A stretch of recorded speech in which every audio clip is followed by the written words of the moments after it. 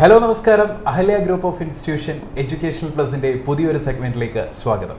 നമ്മളോടൊപ്പം ഇന്നുള്ളത് Ahalya group of institution ഡയറക്ടറും അഹല്യ എഞ്ചിനീയറിംഗ് കോളേജ് പ്രിൻസിപ്പളുമായ PR ശ്രീ മഹാദേവൻ പിള്ള സാറാണ്. സാർ നമസ്കാരം. നമസ്കാരം സാർ, ഇപ്പോൾ നമ്മുടെ ഒരു സൊസൈറ്റിയിൽ ഈ യുവാക്കളും യുവതികളും പഠിക്കാനും ജോലിക്കും ഒക്കെ ആയിട്ട് കൂടുതലും വിദേശ രാജ്യങ്ങളിലേക്ക് പോവുകയാണ്. എസ്പെഷ്യലി യൂറോപ്യൻ കൺട്രീസ്, UK അതുപോലെയുള്ള സ്ഥലങ്ങളാണ് ഇവർ ഫോക്കസ് ചെയ്യുന്നത്.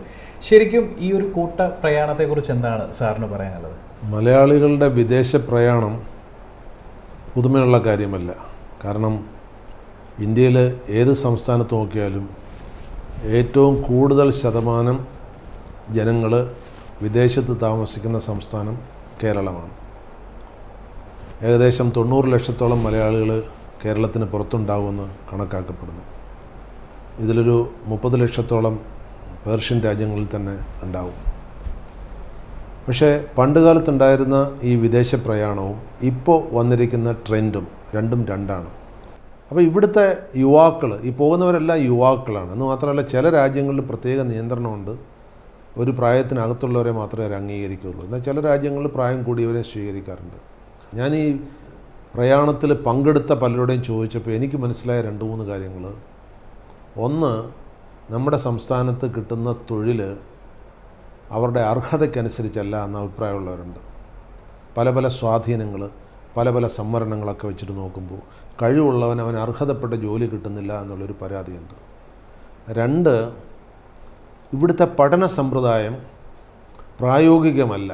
ഒരുപാട് വിഷയങ്ങൾ പഠിപ്പിക്കും, പക്ഷേ ഇതെല്ലാം പഠിച്ചിട്ടൊരു ബിരുദം എടുത്തിട്ട് ഇവിടെ വെറുതെ നിൽക്കുക എന്നുള്ളൊരു സമ്പ്രദായത്തിലേക്ക് നിൽക്കുക. ആ ബിരുദം കൊണ്ട് പുറത്തേക്ക് പോയി കഴിഞ്ഞാൽ മറ്റ് രാജ്യങ്ങളിൽ അതിന് അംഗീകാരം കിട്ടാതെ വരിക, അവിടെ വീണ്ടും പഠിക്കുകയും വേണ്ടി വരിക. അപ്പോൾ അതുകൊണ്ട് എന്തിനാണ് ഈ ഇരട്ടിപ്പണി? നേരെ അങ്ങ് അവിടെ പോയി പഠിച്ചാൽ പോരെ. പ്രത്യേകിച്ച് ഞാൻ എടുത്തു പറയേണ്ടത്, ചില കോഴ്സുകളൊന്നും, ചില ബിരുദ കോഴ്സുകളൊന്നും പല രാജ്യങ്ങളിലും അംഗീകരിച്ചിട്ടില്ല. ഇവിടുന്ന് പോകുന്നത് 3 ഇയർ കോഴ്സുകളൊന്നും പലയിടത്തും അംഗീകരിച്ചിട്ടില്ല. അതൊന്ന്. മൂന്നാമത്, ചെറുപ്പക്കാരുടെ ഒരു ഒപ്പീനിയൻ, ഇവിടെ അവർക്ക് സ്വാതന്ത്ര്യം കിട്ടുന്നില്ല എന്നുള്ളതാണ്. നമ്മുടെ ഇവിടെ ഈ മോറൽ പോലീസിങ് വളരെ കൂടുതലാണ്. സ്വതന്ത്രമായിട്ടൊന്ന് പുറത്തിറങ്ങി നടക്കുക, അല്ലെങ്കിൽ സ്വതന്ത്രമായിട്ട് ആളുകളോട് സംസാരിക്കുക, ഇങ്ങനെയൊക്കെയുള്ള കാര്യങ്ങൾക്കൊക്കെ നാട്ടുകാരുടെ കണ്ണ് വെട്ടിച്ചേ ചെയ്യാൻ പറ്റുള്ളൂ എന്നുള്ളൊരു ഭീതി ചെറുപ്പക്കാരുടെ ഇടയിലുണ്ട്. എന്നാൽ ഏത് വിദേശ രാജ്യത്ത് പോയാലും അവിടെ ഇങ്ങനെയുള്ള യാതൊരു സംഗതികളുമില്ല. ആരെങ്കിലും അവരുടെ ജീവിതം ഏത് രീതിയിൽ ജീവിക്കുന്നു എന്നുള്ളത് അവർക്ക് മാത്രം അവകാശപ്പെട്ട ഒരു കാര്യമാണ്. അപ്പോൾ ഈ 3 കാരണങ്ങൾ കൊണ്ടാണ് നമ്മുടെ ചെറുപ്പക്കാർ പുറത്തേക്ക് പോകുന്നത്. ഇനി ഇതിലൊക്കെ അതീതമായിട്ട് 4മതൊരു കാരണമുണ്ട്. അത് ഇതിനേക്കാൾ പ്രധാനപ്പെട്ട കാരണമാണ്. അത് നമ്മുടെ സമൂഹത്തിൻ്റെ വ്യവസ്ഥിതിയുടെ ഒരു പ്രശ്നമാണ്. ഇവർക്ക് അർഹതപ്പെട്ട തൊഴിലുകളും വരുമാനവും കൊടുക്കാൻ നമ്മുടെ സമൂഹത്തിന് കഴിയുന്നില്ല. നമ്മുടെ ഇവിടെ കിട്ടുന്ന തൊഴിലുകളെല്ലാം തുച്ഛമായ വേതനം കിട്ടുന്ന തൊഴിലുകളാണ്. ഇപ്പോൾ ഒരു വിദേശ രാജ്യത്ത് പലയിടത്തും, ഇപ്പോൾ യൂറോപ്യൻ രാജ്യങ്ങളിൽ പോയി കഴിഞ്ഞാൽ ഒരു ഡ്രൈവറായാലും ഒരു എഞ്ചിനീയറായാലും അവർക്ക് കിട്ടുന്ന വേതനം തമ്മിൽ വലിയ വ്യത്യാസമൊന്നും ഉണ്ടാവില്ല.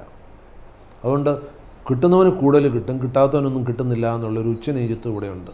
അപ്പോൾ ഈ 4 കാരണങ്ങൾ കൊണ്ട് നമ്മുടെ യുവത വിദേശങ്ങളിലേക്ക് ചേക്കേറുകയാണ്.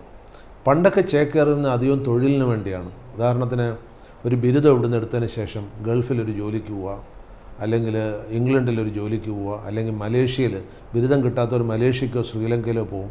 അവിടെ ഏതെങ്കിലും റബ്ബർ തോട്ടത്തിൽ പണിയെടുക്കും. എന്നിട്ട് അവരുടെ ജീവിതകാലം കഴിയുമ്പോൾ അവരിങ്ങ് തിരിച്ചു പോരും. പക്ഷെ തിരിച്ചു പോരാതെ അവിടെ തന്നെ സ്ഥിരമായി നിന്ന കുറേ പേര് ഉണ്ട്.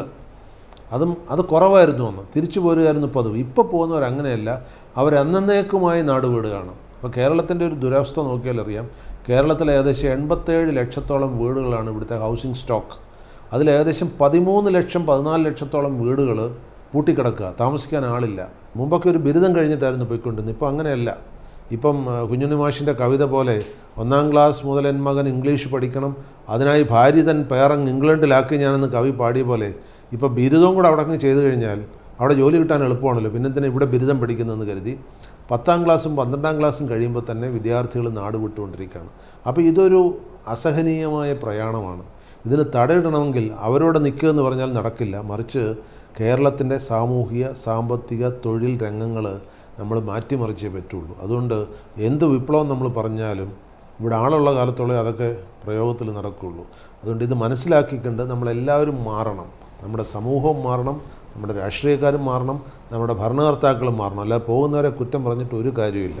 Ahalya group of institution educational പ്ലസിൻ്റെ മറ്റൊരു സെഗ്മെൻറ്റ് ഇവിടെ വൈൻഡപ്പ് ചെയ്യുകയാണ്. അടുത്ത സെഗ്മെൻറ്റുമായി വീണ്ടും നമുക്ക് കാണാം. ബൈ.